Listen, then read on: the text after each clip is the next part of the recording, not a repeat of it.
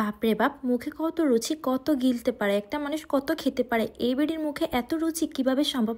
হ্যাঁ, এটা আমার কথা না, এটা আপনাদেরই কথা। তো হ্যালো এভরিওয়ান, আসসালামু আলাইকুম। কেমন আছেন সবাই? আশা করি সবাই অনেক বেশি ভালো আছেন। আজকে চলে যাচ্ছি বাইরে, আর বাইরে যাওয়ার জন্য এই যে দেখতেছেন হাতে এক ঘাটি ময়লার, তো এগুলো কিন্তু আপনাদের ভাইয়া কিন্তু প্রতিনিয়ত নিচে নামার সময় নিয়ে আসতে পারে, কিন্তু তাকে বলতে বলতে কখনো এগুলো নামাতে পারি না। তো আমাকে কষ্ট করে নিয়ে নিয়ে যেতে হয়। এটা আসলে আমার কাছে খুবই বিরক্তিকর।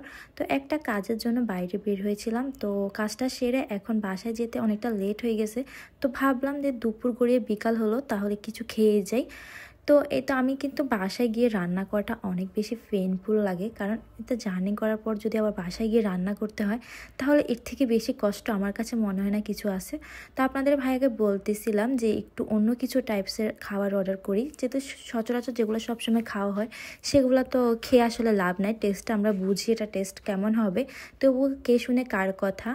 সে মানে ফ্রাইড রাইস খাবে, আর নয়তো চিকেন টাইপসের কিছু খাবে, কারণ হচ্ছে গ্রিল নান এগুলো সে প্রতিনিয়ত খায়, কিন্তু সে প্রতিনিয়ত কোথাও রেস্টুরেন্টে এগুলো অর্ডার করে।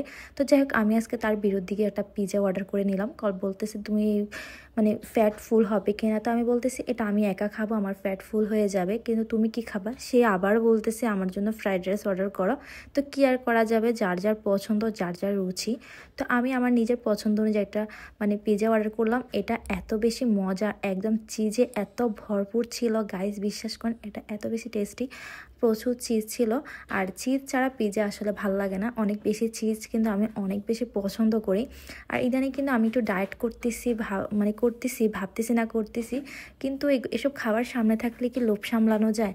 তো আপনাদের ভাইয়ার এই তো ফ্রাইড রাইস চলে আসে, সে একটা চিলি চিকেন আর একটা চিকেন ফ্রাই সাথে ছিল।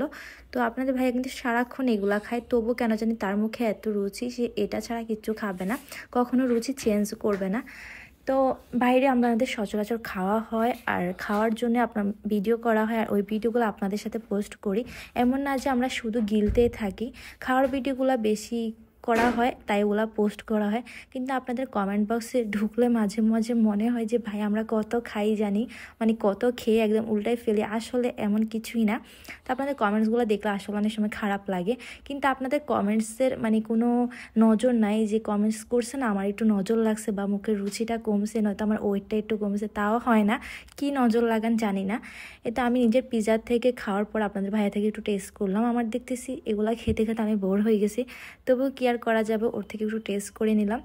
তো যাই হোক, লাস্টে খাওয়া দাওয়া শেষ করে এই টিস্যুগুলো আমি নিয়ে যাব, কারণ নিজ দায়িত্বে টিস্যুটা সরানো আমার একটা দায়িত্বের পর্যায়ে পড়ে গেছে। টিস্যুটা সবসময় লাগে, ব্যাগের করে কখন কখন প্রয়োজন হয়ে যায় তো বলা যায় না। তো যাই হোক, ভিডিওটা কেমন লাগছে অবশ্যই জানাবেন। আর আমরা সারাদিনে কিন্তু খাই না, খাওয়ার সময় ভিডিও করি, সেটা আপলোড করি। থ্যাংক ইউ সবাইকে, টাটা।